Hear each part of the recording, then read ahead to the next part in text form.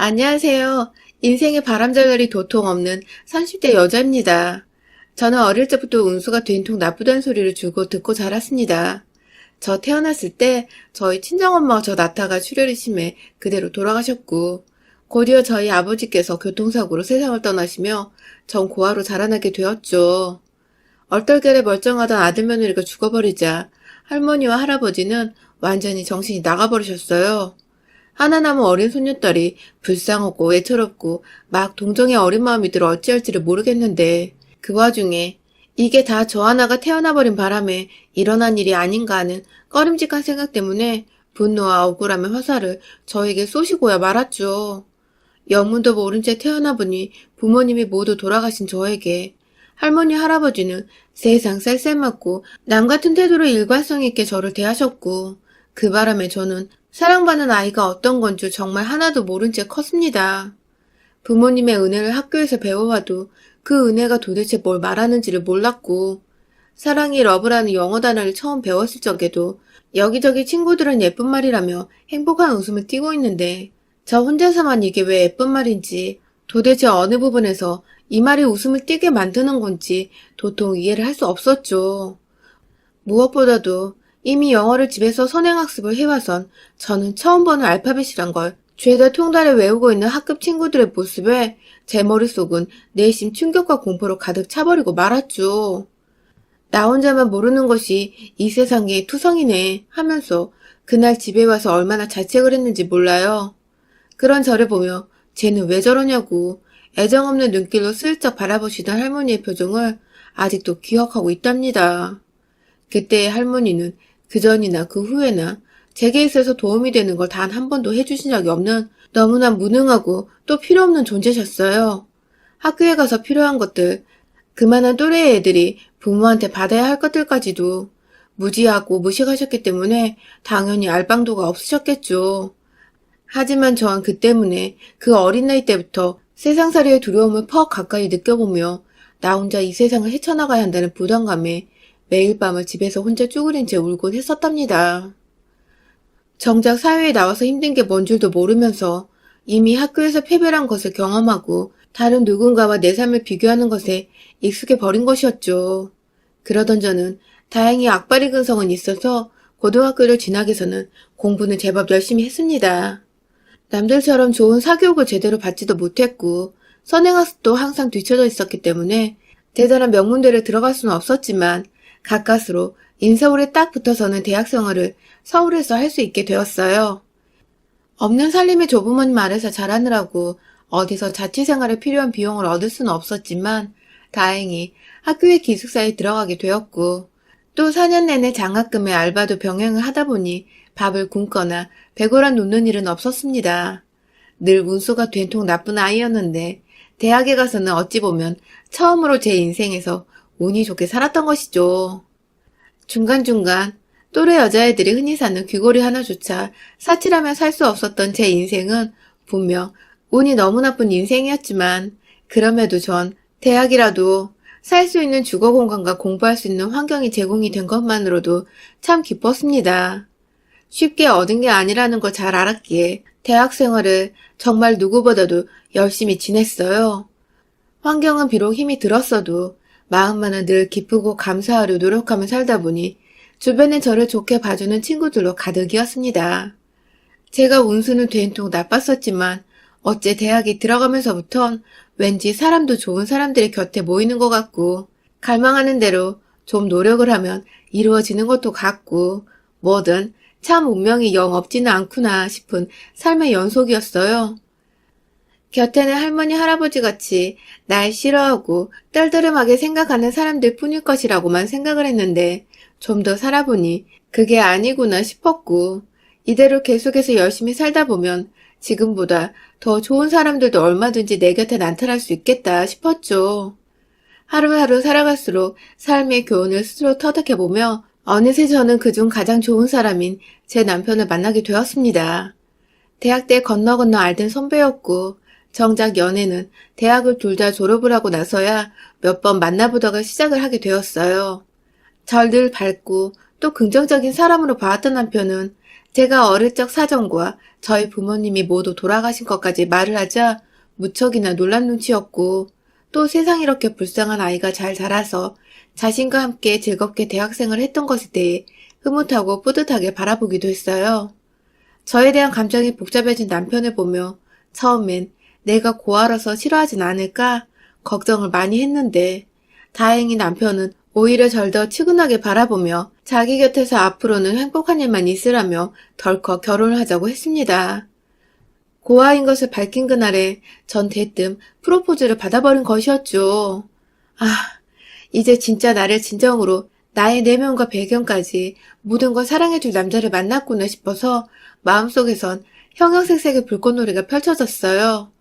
이 사람과 앞으로 잘 지내서 우리 부모님은 못 이룬 행복한 가정도 이뤄보고 자식을 낳게 되면 엄마로서 최선을 다해 곁에 꼭 붙어서 보살펴 줄 것이라고 깊은 다짐도 해봤습니다.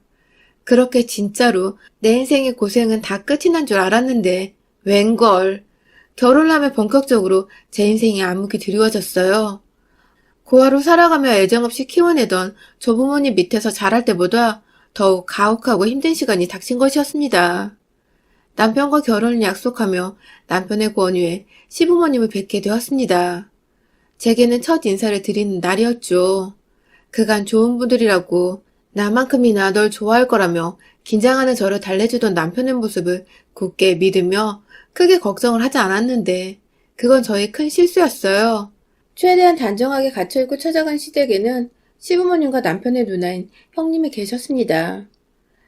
시댁 식구들은 저에 대한 얘기를 남편을 통해 이미 전해드린 것인지 눈에는 세 사람에 대한 기대나 설렘 등이 하나도 담겨있질 않았고, 오히려 시아버지와 형님의 경우 저를 못마땅해 하듯 눈을 살살 피하셨어요.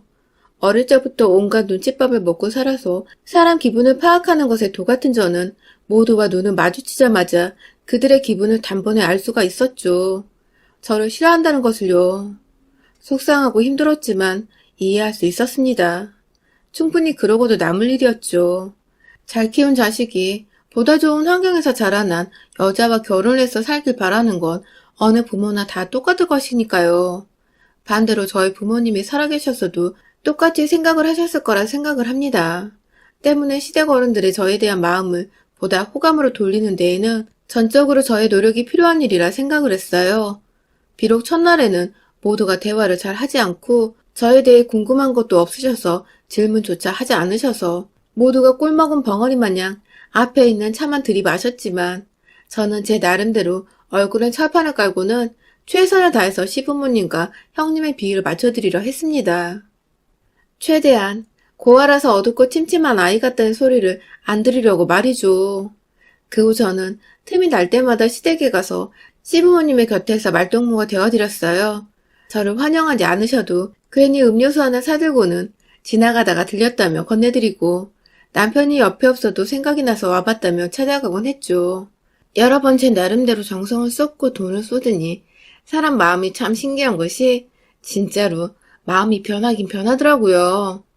시부모님, 특히 저를 정말 어색해하고 못마땅하게 대하셨던 시아버지는 어느 순간부터 제가 오기만을 기다렸다면서 주책맞는 소리로 저를 푸릇하게 웃게 만드셨고 나름대로 고아라며 저를 조금은 애처롭게 바라봐 주셨었던 시어머니는 시아버지가 저를 향해 기분 좋은 소리를 처음으로 하시자 덩달아 긴장이 풀리셨는지 저와 함께 빵 터지셨답니다.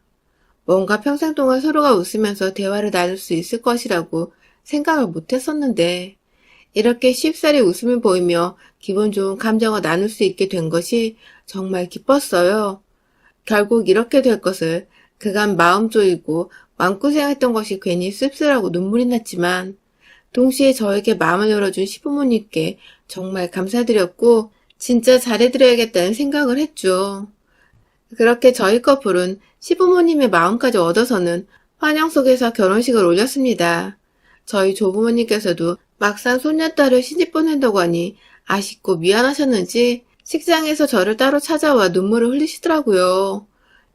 이걸 아들 며느리가 봤다면 얼마나 기뻐했겠냐며 돌아가신 저희 부모님 말씀을 꺼내셔서 저마저도 식장 들어가기 전에 한바탕 눈물을 쏟아버려야 했죠. 부모님께서 하늘에서 열심히 저의 결혼을 응원해 주시고 계시다 생각하며 씩씩하게 결혼식은 마무리 지었습니다. 그런데요, 막상 결혼하고 이 집 사람이 되어보고 나니 시부모님께서 제게 거짓된 행동을 보였다는 것을 알게 되었습니다.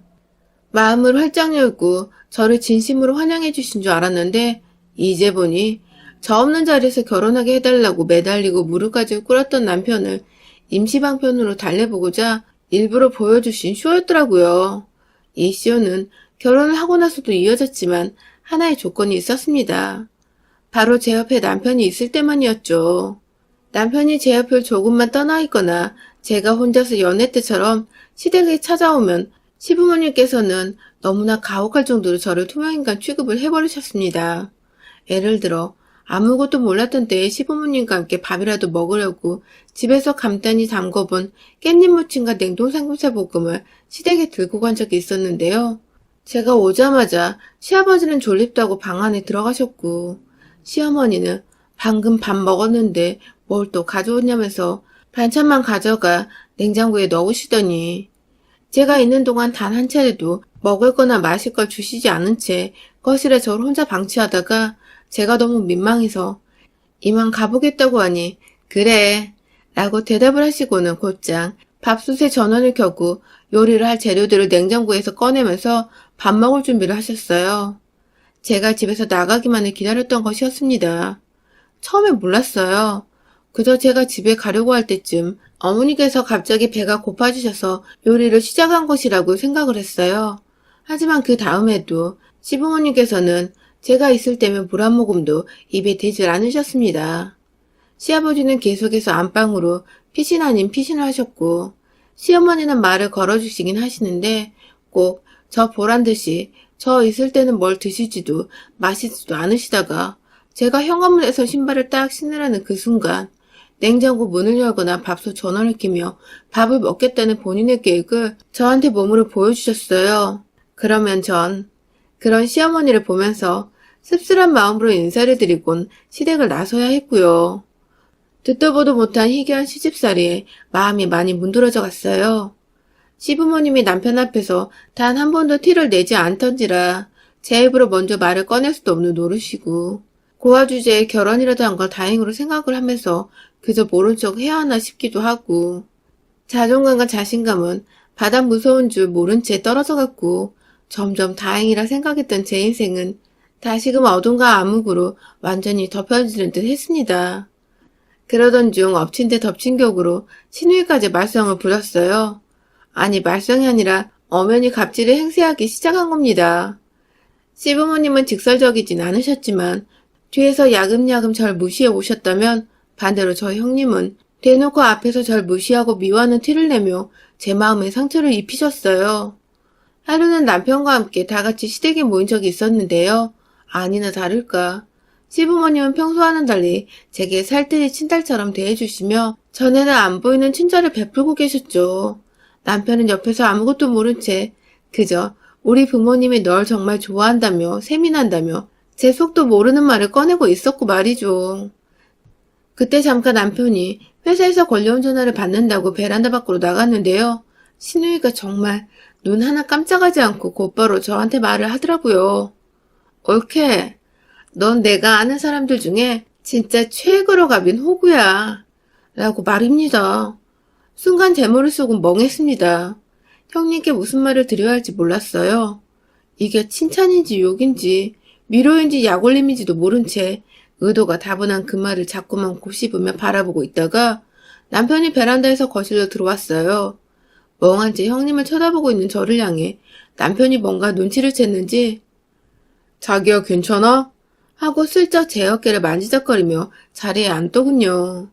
그 바람에 전 잠깐 남편에게 기댈 뻔도 했는데 이윽고 시어머니께서 제게 아가 피곤한 것 같은데 이제 그만 집에 가 하고 세상 따뜻한 말씀을 건네주시는 척 하시는 바람에 저도 집에 가라고 하시니 거절할 이유가 없어서 당장에 알겠다고 말씀을 드리고는 자리를 박차 일어났습니다.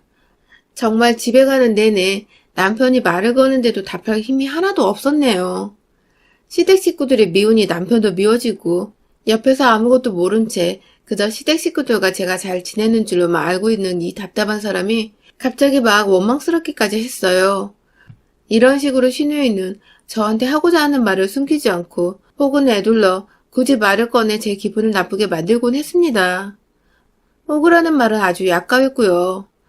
시어머니가 저를 또 무시하는 행동을 하시는 걸 옆에서 보고 있다가 달려나와서는 굳이 또 지나가다가 저를 향해 우리 올케는 화도 못 내는 등신도 아니고 왜 그러고 살아? 하면서 실실 쪼개며 웃기도 했어요. 자기 엄마한테 말대꾸 한번 못하고 사는 게 안타까웠으면 올케한테 너무한 게 아니냐고 자기 엄마한테 따지거나 좀 바로잡으려고 해야 할 텐데 한편이 되어서는 저를 향해 기분 나쁜 말들을 던지며 제 감정을 완전히 쓰레기통처럼 만들어버렸죠. 호구의 등신, 진짜 별별 소리를 다 듣고 산다며 제 자신이 얼마나 처량하고 불쌍해 보이는지. 차라리 결혼을 안 하고 조부모님 아래에서 무관심 속에서 살던 때가 훨 낫다는 생각까지 들어버렸다니까요. 거의 이혼을 하겠다고. 이대로는 도저히 못 살겠으니 이혼을 해버려야겠다며 마음을 점점 굳혀가던 그때 그만 우리 시누이가 다시 한번 저를 제대로 건드리고 말았습니다. 이번에는 제법 큰 시누이와의 마찰이자 시댁 식구들을 향한 저의 진짜 선전포고가 시작되고야 말았죠. 그날도 평소처럼 멋모르고 남편을 데리고 시댁에 갔어요. 김장철이라고 해서 김장을 다 같이 하자며 불러내시는 바람에 저는 또 시누이가 말한 대로 등신처럼 남편과 함께 시댁을 찾았죠. 어머님이 시키신 대로 몇 가지 집에 없는 재료들도 사다가 제 고무장갑까지 챙겨서는 시댁에 갔어요. 거실 한가운데에 떡하니 김장할 대야들이 널브러져 있었고 저는 도착하자마자 쭈그려 앉아서 김장을 담그기 시작했죠. 물론 옆에서 남편도 저를 도와주겠다며 함께 팔을 걷고 나서서 시어머니는 절대로 그걸 원치 않으셨지만 결국 남편도 함께 김장을 했습니다. 그런데 한창 김장을 잘 하다가 남편이 그만 김치 속이 묻은 고무장갑으로 무의식중에 눈을 비비는 바람에 눈에 김치 속이 들어가 버렸는데요. 따갑다고 난리가 난 남편을 데리고 저는 급하게 화장실에 가 눈을 닦이고 제가 렌즈 낄 때 자주 사용하는 인공 눈물을 넣고 아주 난리를 피웠죠. 그러다가 남편이 좀 진정이 되어가는 것 같아서 다행이다며 앞에서 걱정 어린 눈으로 바라보고 있는데 뒤에서 시누이가 참다 못 참겠는 듯 말을 꺼내더라고요. 옳게 주접 떠지 말고 넌 이제 와 하고 말해줘. 순간 제가 뭘 잘못 들은 줄 알았어요. 주접 떨지 말라는 말이 무슨 행동을 보고 한 말인지 너무 이해가 안 가서 저도 모르게 어이가 없어 돌아버리겠다는 눈빛으로 시누이를 뒤돌아 쳐다봤죠. 그러자 시누이는 제 표정을 보고는 왜 누나를 그렇게 떠? 하면서 김장을 담그다 말고 자리에서 일어나 곧장 저에게 달려들 것처럼 씩씩거리며 절 노려봤죠. 그 상황을 눈 감고 있던 남편도 이상했는지 눈을 떠 쳐다보다가 시누이의 표정이 기겁을 하면서 화장실에서 나와 말을 왜 그렇게 해? 하며 시누이한테 대들었고요. 순식간에 일어난 일이었어요. 평소 시누이가 말을 너무 거칠게 해서 아슬아슬 하긴 했지만 오늘은 미처 남동생이 제 뒤에 있었는데도 입버릇이 먼저 튀어나와 버렸는지 평소처럼 싼 말투를 뱉어내었고 그 바람에 남편도 자기 누나 성격을 평소에 알긴 알고 있었는지 왜 자기 마누라한테 그따위로 말을 하냐며 화가 단단히 나버렸죠. 옆에서 시어머니는 가만히 계시면 될 것을 굳이 아들의 화를 가라앉히겠다며 어머 아가야 미안하다. 내가 딸을 잘못 키웠어. 하면서 세상 불쌍하고 염치 없는 듯 표정을 지어 보이셨고요. 제 눈엔 말을 함부로 한 시누이나 평소 같지 않게 제 앞에서 착한 척을 하시는 시어머니나 둘 다 아주 똑같은 인간 말종들이었어요. 제 앞에 서서 저를 대신해 시누이와 설전해버리고 있는 남편의 뒤에서 나지막히 말했습니다. 너네 누나나 엄마나 다 똑같은 것들이야. 라고 말이죠.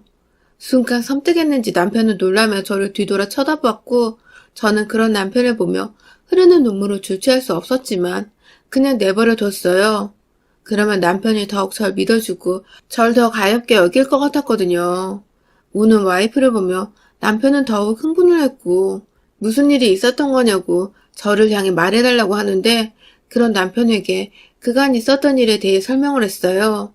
집에서 꾸준히 시부모님께 투명인간 취급을 받았던 것, 내 앞에서 나와 밥 먹기 싫은 티를 팍팍 내셨던 시어머니, 그리고 그런 날을 비꼬고 웃은 것도 모자라 오늘은 주접 떨지 말란 소리까지 내뱉은 형님. 모든 걸 말하자 남편은 어느새 손에 주먹을 꽉 쥔 채 바로 누구 하나 때릴 것처럼 으르렁거리며 시댁 식구들을 번갈아 쳐다보기 시작했어요. 그리고 막 남편이 미친 거냐며 소리를 꽥 지르고 시댁 식구들한테 다가가려는 걸 제가 뒤에서 붙잡았고 내일은 내가 해결해 라는 딱 한마디 문장을 내뱉고는 곧장 김치 속에 담겨진 대야로 빠르게 걸어갔어요. 그리고는 제 손 더럽히기 싫다며 고무장갑까지 완벽하게 껴서는 제가 도대체 뭘 하는 건지 영무도 모른 채 지켜보는 신우이를 향해 김치 속을 퍽퍽 똥푸듯이 퍼서 격렬하게 던져버렸죠.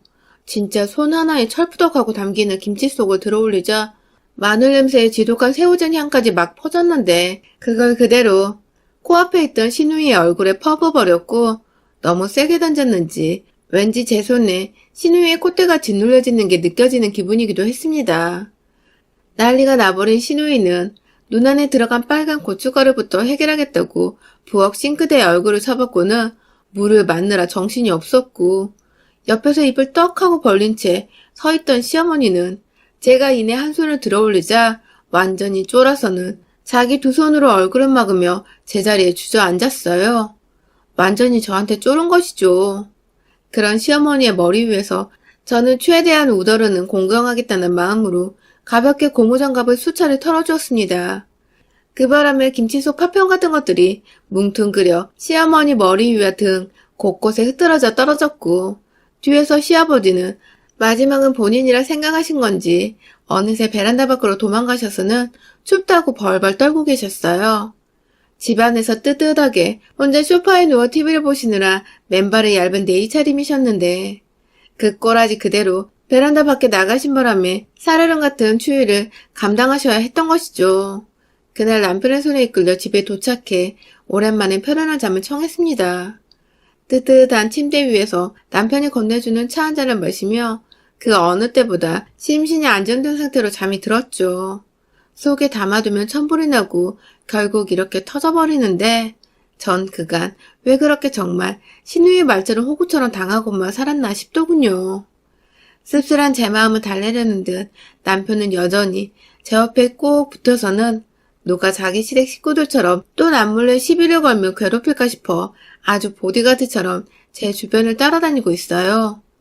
시댁을 떨어뜨려 놓고 보니 남편 하나만 남았는데 이제야 다시 제 인생에 좋은 운수가 찾아온 것만 같습니다. 이 운수를 놓치고 싶지 않으니 남편의 사랑만에 먹고 살며 이제는 진짜로 좀 행복해져 보려고 해요. 여러분의 생각은 댓글로 남겨주세요. 오늘도 시청해주셔서 정말 감사합니다.